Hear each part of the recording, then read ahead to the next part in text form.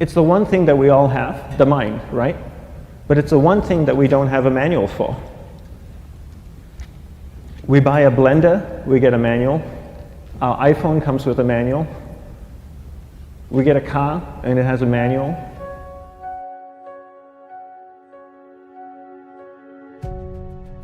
Nobody teaches you how to use the mind. There's no manual for the mind. So this, I think, is one of the most essential things in making progress in our life, is really understanding how our mind works. It's the one thing that we have to live with 24 hours a day, 7 days a week. We have no choice. Imagine if most of you slept 8 hours a day, which most of you don't. You slept and you were awake 16 hours a day. In the 16 hours you practice your awareness just randomly moving from one thing to another, to another, to another. All day practice being distracted. What would you be good at after 6 months?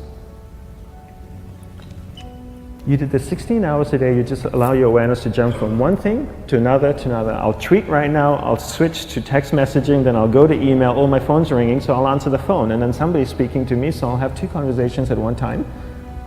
And I'll just do this 16 hours a day, 7 days a week. So you get it being good at distracted. After 1 year, you're an expert at being distracted. After a year and a half, they'll invite you to give keynote talks on being distracted. You're so good, you practice 16 hours a day. So the same works for the opposite. If you practice being concentrated 16 hours a day, what would you become good at? You become good at concentrating. And all it takes is practice. By just doing one thing at a time. Keeping your awareness on one thing at a time. And you integrate this into everything that you do in your life.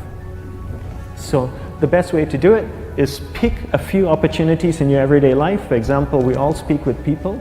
When I speak with somebody, I give them my undivided attention. I keep my awareness on them, and the conversation is really brief. Why? Because we're concentrated. We're not being distracted. A 10-minute conversation normally just takes 3 minutes because you're just so focused. I define concentration as the ability to keep that awareness on one thing for a prolonged period of time. So if I can keep my awareness on Eric and not drift away and think about the wedding, or drift away and think about the vacation, or what I'm going to do later, then I'm concentrating on Eric. Every time it drifts away, I bring it back. And the more I practice this, the more I practice concentration. So concentration is the ability to keep your awareness on one thing for a prolonged period of time. And that's a very simple definition of concentration. How do you get better at concentration?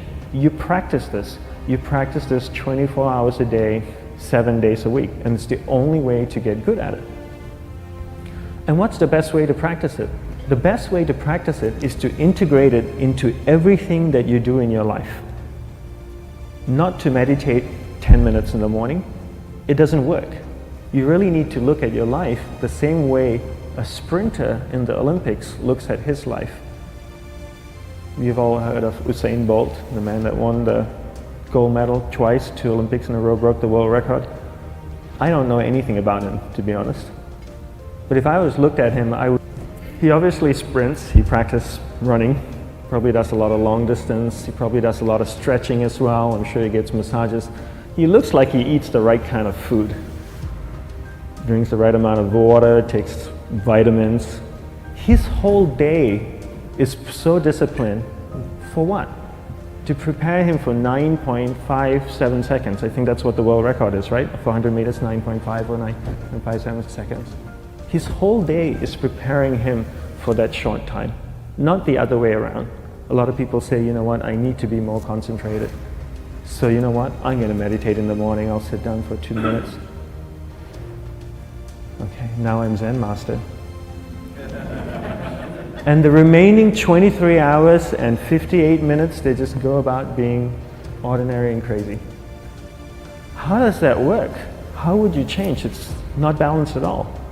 So if for 23 hours and 58 minutes you were not being concentrated, you allowed your awareness to jump from one thing in your mind to another thing, to another thing, to another thing, to another thing, in an uncontrolled way, what would you be good at? And out of a prolonged concentration comes the wonderful power of observation. You just become more observant, and when you become more observant, you see solutions quicker and you solve things quicker. And it's a wonderful, powerful feeling when somebody is concentrated on you and not being distracted. So the best way is to integrate it into your everyday life. You're speaking with your spouse, give her or give him your undivided attention.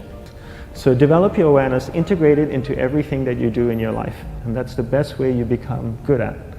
The next thing we need to develop is develop your will. Will is really important. Will is almost like a muscle in your mind, and you use that to pull and control your awareness and take it from one area of the mind to another. And the will needs to be developed, and same like concentration, if you don't cultivate the will, it doesn't grow. And this is something that really needs to be cultivated.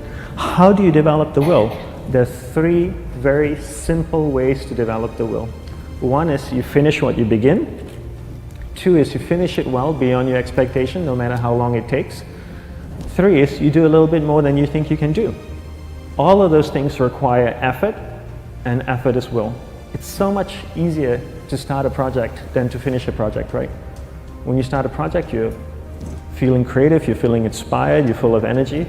At the end of the project, you go, whose idea was this? So it requires tremendous amount of will to finish, and every time you complete something, you develop a little bit more will, and you have that muscle.